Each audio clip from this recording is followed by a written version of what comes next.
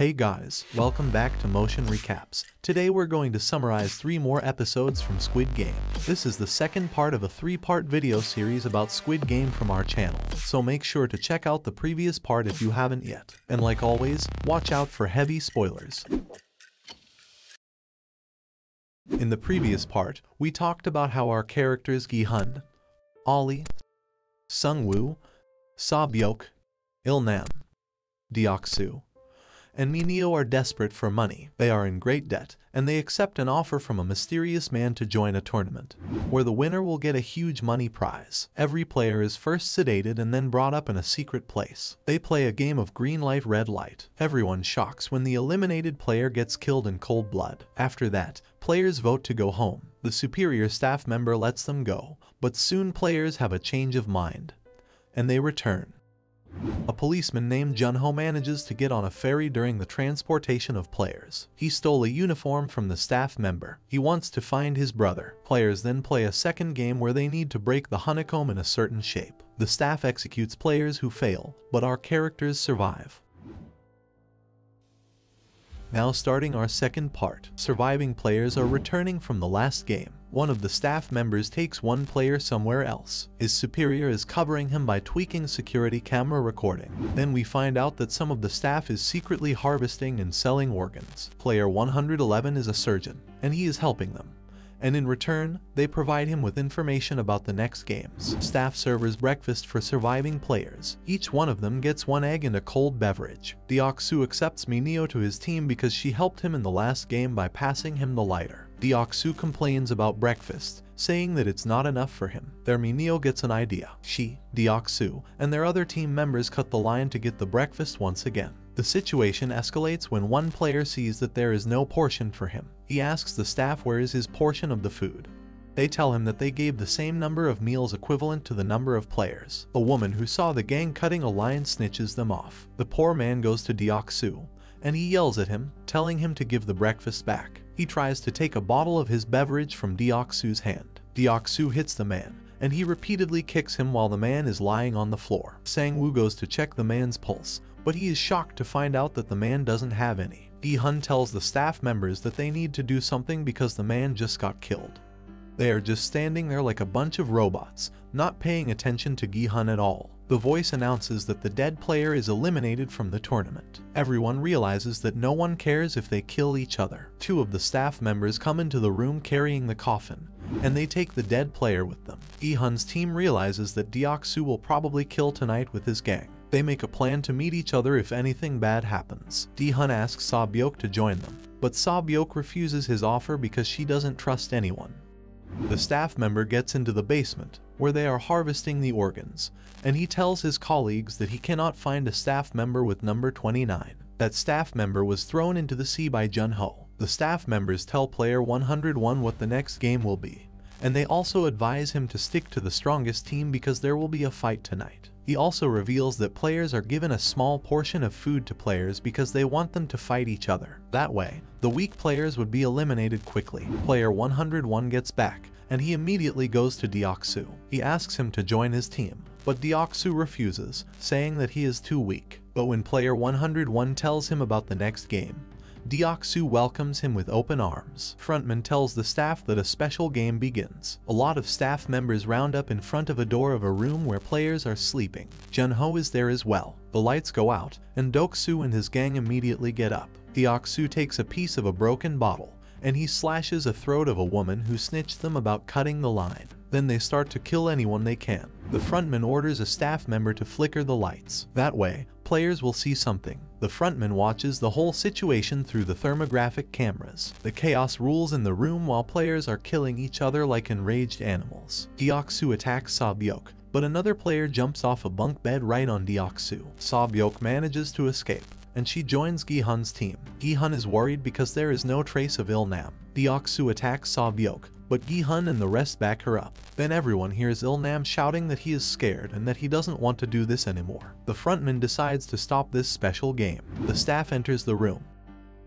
They carry out the dead, and they check if any player got any sharp object hidden. Over the announcement, players find out that 27 of them were eliminated. After the bloodbath, Gi-hun and the rest of his group introduce themselves because they only knew each other by their numbers. Ollie tells them that he is from Pakistan. Their trust and friendship are growing. On the other side of the room, Player 101 is fixing Deoksu's leg. They are debating about killing even more people in the future. Mineo feels like Deoksu pays more attention to the surgeon, and she leads him to the bathroom, where they have sex. After some time, players are led into the room, and there they are given information to make a team of 10 players for the next game. Deoksu knows what the game is in. He kicks Mai Niao from his team, and then he tells his people to find the strong man for the team. Gi-hun's team only has 5 members, and they decide to bring more players. Sabyok finds a girl named Jai Yong, and she invites her. Everyone brings 1 player, except Il-nam, but Mai Niao joins in immediately because Deoksu kicked her out. Sang-woo is frustrated because they have 2 girls and 1 old man in their team. Ollie also has 2 fingers less. They enter a new room, and they find out that the next game is tug of war. The losers will fall to their deaths. The staff chooses teams by pulling the numbers. Deoksu's team is going first against a visibly weaker team. Deoksu's team wins without struggle, and the losers die by falling to the ground.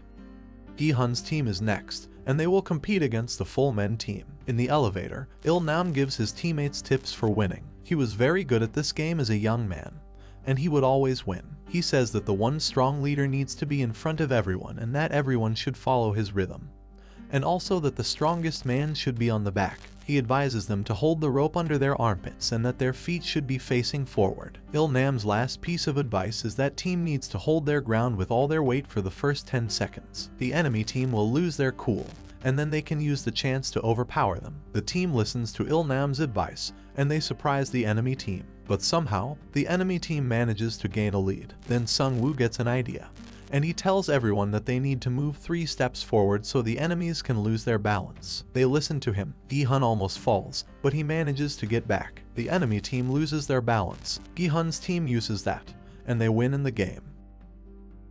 The members of the losing team fall to their deaths. When Gi-hun returns with his team, Deoksu is in disbelief. He was sure that they lost. Later, Mineo gets closer with the team. She is constantly trying to fit in somewhere. The announcer's voice informs them that lights will be out in 30 minutes. Gi-hun and his team make a plan to make barricades out of beds because they know that Deoksu's group will try to kill them. Deoksu approaches Gi-hun full of himself, and he mockingly tells him that he is stupid if he thinks that those barricades will stop them. Gi-hun then uses his brain and tells Deoksu that he needs to be careful around his teammates because maybe they will want to kill the strongest player. Gi-hun manages to make Deoksu paranoid by this word trickery, and Deoksu tells his team that they will not kill tonight. One of the teammates asks Deoksu why he doesn't want to kill other players, and Deoksu tells him that they need strength for the next game. Gi-hun teams decide to take a watch in pairs. The first pair will be Ollie and Sang-woo, and the second one will be Gi-hun and Il-nam.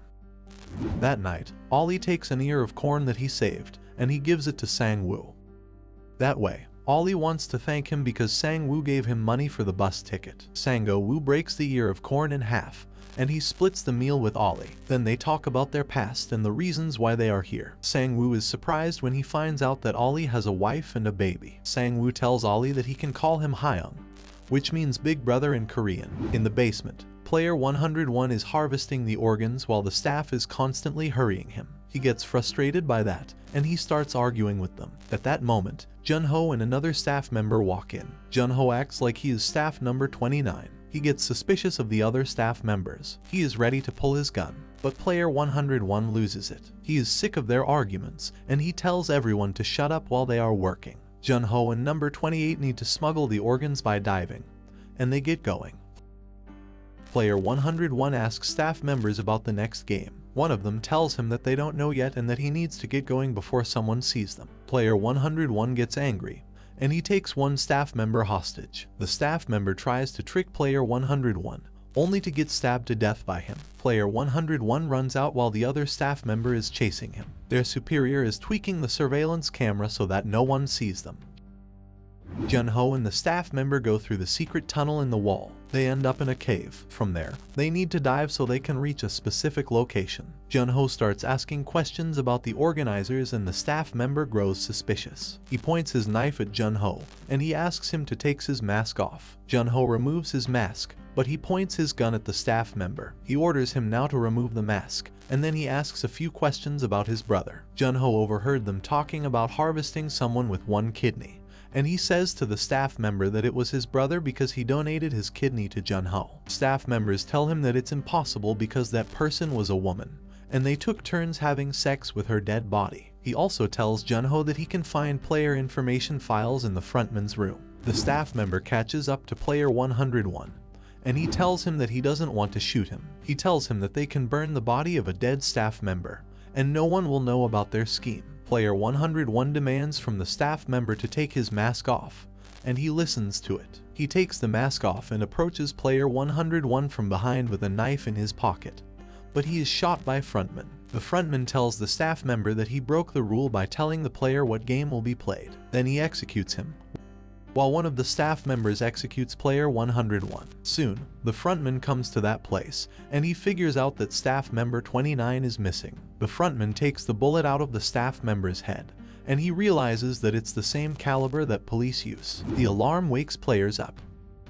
Their room gets filled with staff members. They are rounding up players in the center of the room. One orders Il-nam to get up, but Il-nam refuses. Gi-hun tells him that the old man is sick. When the staff member pulls his blanket, he sees that Il-nam peed his pants. Junho manages to sneak up into the room with information, where he finds out that his brother won the games 5 years ago. The players are ordered to stand in the center of the room. Gi-hun helps Il-nam, and he ties his tracksuit jacket around Il-nam's waist to hide a pee stain. Then the staff leads them into the hallway. Players see player 101 and the staff who harvested organs. Their dead bodies are hanging from the ceiling. The announcer's voice tells them that this will happen to anyone who breaks the rules of the game. At that time, Junho is taking pictures of a document where it says that his brother won the tournament. Then he hears a frontman's phone ringing, and he hears the frontman talking to someone in English. He informs a person on another side of the phone that the issue with the staff is fixed and that everything will be perfect when VIPs pay the visit.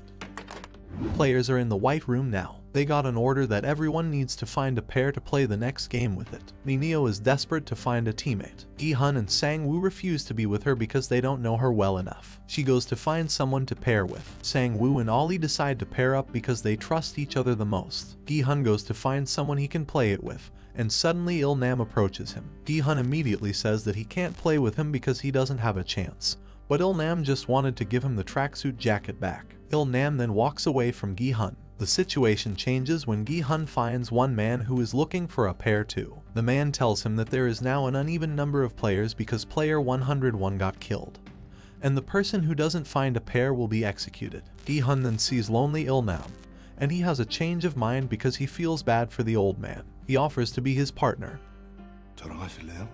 and Il-nam accepts. Sa-byok and Jae-young pair up.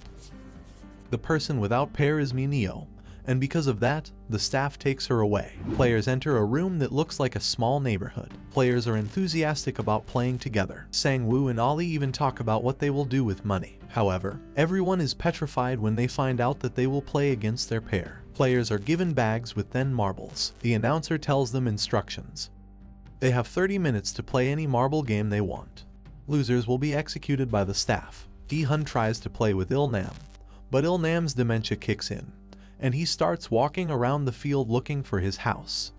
Gi-hun catches up to him and tells him that they need to play, but Il-nam refuses to say that it's a game for children. Gi-hun loses his cool, and he slams Il-nam against the wall. He tells him that both will die if they don't play, so Il-nam agrees to play.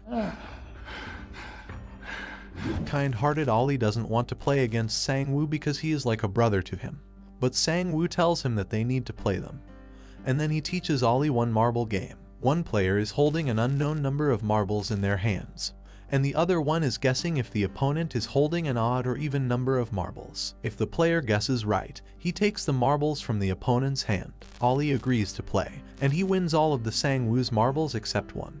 Sang-woo, who accuses him of lying and cheating.